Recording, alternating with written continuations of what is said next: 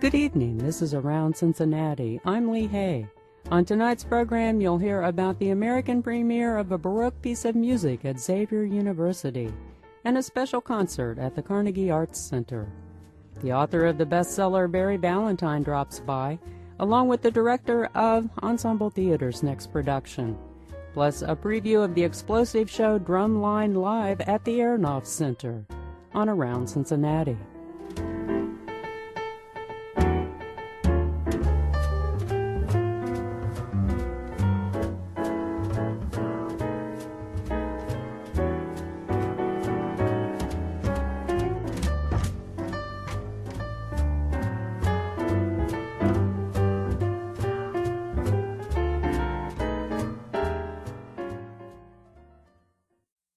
Naomi Lewin sits down tonight with the director of a little-known Baroque piece of music that will be performed at Xavier University this coming Saturday night.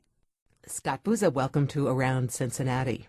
Thank you. Okay, for starters, Nisi Dominus and Baldassare Galuppi are not exactly household names. So before we get to what a Nisi Dominus is, tell us about Antonio Vivaldi's contemporary, Baldassare Galuppi. As you said, he was Vivaldi's contemporary in Venice. They would have overlapped by about 35 years and would have spent most of that time in the same city, so clearly they knew each other. Baldassare Galuppi was considered the superior of the two composers. He had made a name for himself composing opera buffa. So comic opera. Comic opera, absolutely. And in fact, spent a great deal of his time in his earlier years at the peak of his opera career in London, where he managed to incur the wrath of none other than Handel, because Galuppi's works received higher praise from the critics than Handel's did.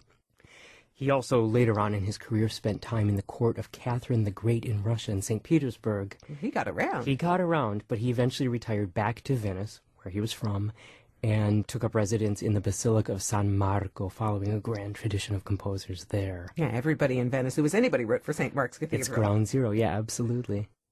Now, Nisi Dominus. The setting I'm most familiar with is in the gorgeous Monteverdi Vespers. Talk about people who wrote for St. Mark's San Cathedral. Marco, exactly. Talk a little about the Nisi Dominus and how it fits into the Catholic liturgy. The Nisi Dominus, which is Psalm 126 or Psalm 127, depending on how you're counting and which breviary you're using, is one of the psalms that shows up in evening vespers, that is, evening prayer in the Roman Catholic tradition. The text looks like it probably started out as two separate psalms and ultimately ended up as one psalm together, because it starts out talking about, what is the text? Unless God builds the house is built in vain. And it ends up talking about how children are one's blessing in one's old age. I think my mother would disagree with that statement, but it's clearly something that started out as two separate bits of poetry and were later stuck together. Now, you found Galuppi's piece in a library in Dresden, Germany. How did it get from Venice to Dresden? Nobody knows. What I can tell you is that in Venice at the time there were several extremely disreputable publishers who, among other things, we now know, took works of Vivaldi, a not popular composer, and peddled them under the name of Galuppi so that they would sell more copies. It looks as though several of Vivaldi's nephews who worked for these publishers were part of that particular conspiracy. But record-keeping was a mess. The concept of copyrights didn't exist. The concept of intellectual property didn't exist yet. And then, in between then and now, Europe has been divided how many times, and the borders have shifted, and boundaries have shifted, and collections have moved around. Wars have happened.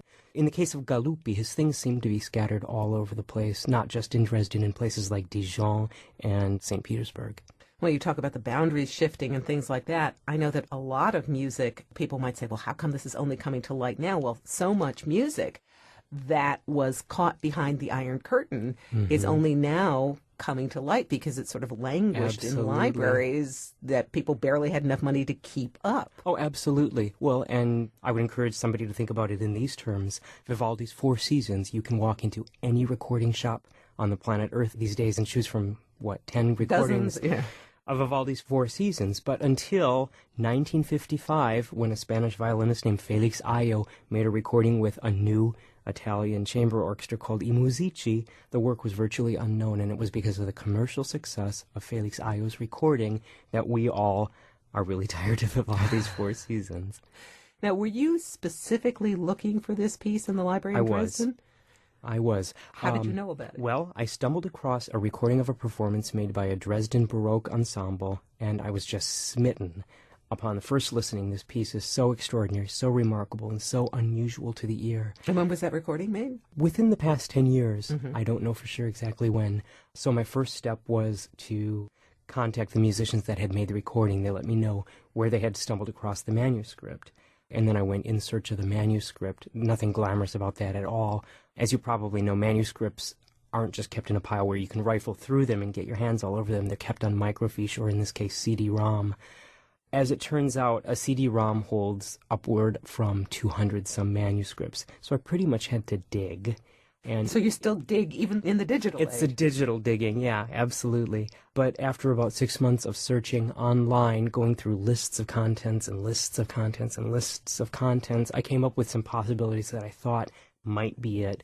Managed to have copies of the front page of those facsimiles sent to me, was able to look through and make some educated guesses, finally pinned it down, and then arranged to have a CD-ROM of a facsimile of the original manuscript mailed to me, where I was able to crack it open for the first time. So you didn't actually go to No, I didn't actually go to Dresden. So that's fascinating. So you can do all of this research now online, yeah. without having to actually blow the dust off of old manuscripts. Absolutely. And as you can imagine, libraries like the Sächsische Landesbibliothek in Dresden are very, very protective of their own archives. They won't let just anybody in.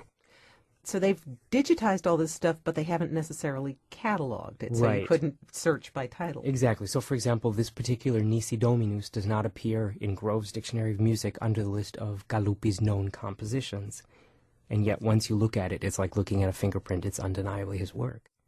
Okay, so once you got a hold of this, how much did you need to do to the score to get it into performing shape? Quite a bit. I needed to create a score, first of all, because it's never been published.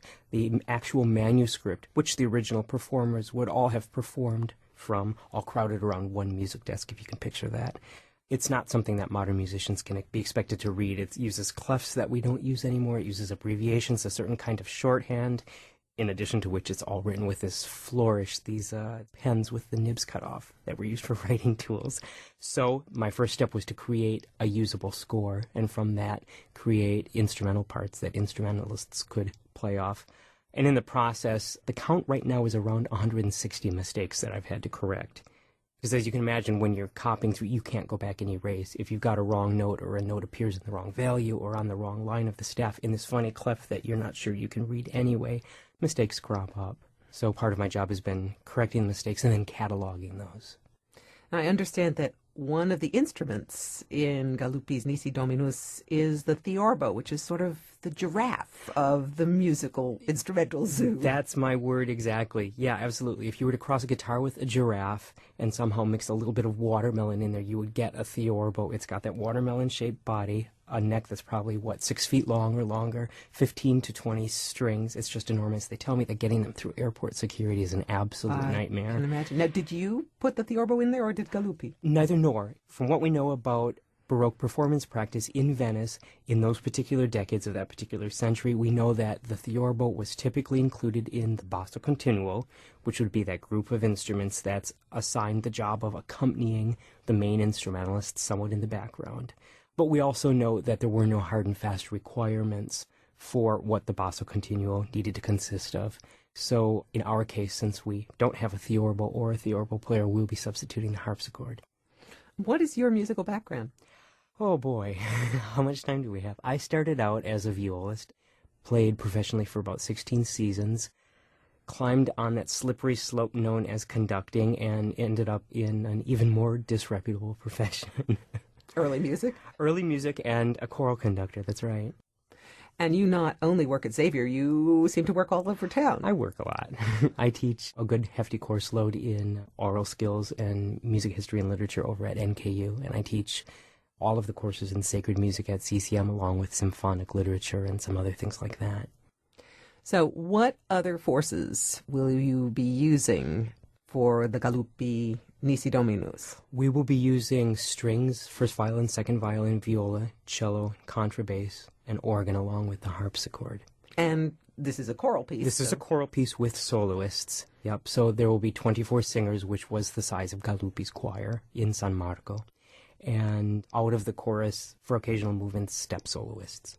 And the performers you're using, these are all Xavier folks? Yeah, there are two of my Xavier ensembles. One is the Xavier Schola Cantorum, which is 8 Xavier students. They're hand-picked. It's an 8-voice ensemble that performs specifically sacred music, starting from the 13th century up to the present, wide eclectic repertoire.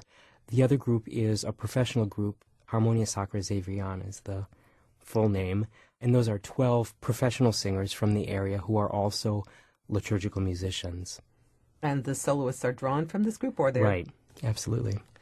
Now, this coming Saturday is Johann Sebastian Bach's birthday, and you've also got something of his That's in right. the lineup, plus some Brahms. Plus some Brahms, exactly. The Bach on the program is the motet Komm Jesu komm, which is an 8-voice texture. It's for 8 soloists plus chorus at the end. And the Brahms is his absolutely delicious Schaffet in mir Gott, one of the Lenten motets. Are the Xavier evening prayer services always this full of great music? Yeah, as a matter of fact, they are. And you do this every week for them, or do you? No, we don't do this every week. We do this every semester. Ah, so this is a specialty. Yeah, absolutely. And it's a sort of a long-term undertaking to get that amount of music under our belt. A very special evening, the American premiere of a piece. Scott Buza, thank you very much. My pleasure. Scott Buza is Director of Sacred Music at Xavier University, and he also teaches at CCM and at NKU. Next Saturday, March 21st, he will conduct the American premiere of Baldassare Galuppi's Nisi Dominus as part of the evening prayer service at Xavier's Bellarmine Chapel. The service starts at 7:30 and it's open to the public. There's more information on our website, WVXU.org. For Around Cincinnati, I'm Naomi Lewin.